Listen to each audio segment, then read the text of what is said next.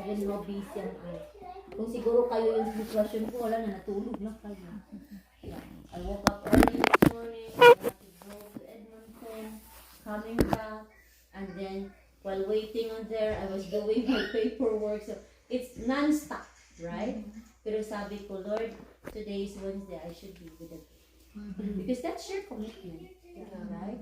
How busy am I? Saka pag nakita naman ng Panginoon yung puso mo, spirit tayo, mag-stand, mag-ibon, ibigyan ka niya ng strength. Yes. So, good na may husband kayo, may wife, di ba? It's good.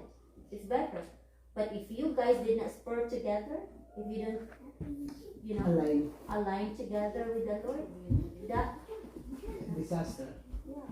Kaya, I would encourage really na be a part of the ministry para din makita mo rin na God is using me. No?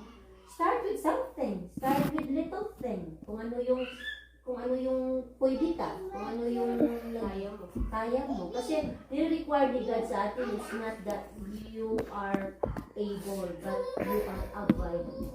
Yeah. Okay? Our availability. Hindi tinitingnan ni Lord na, hindi ito marunong magturo, hindi ito marunong magano. No. Your availability.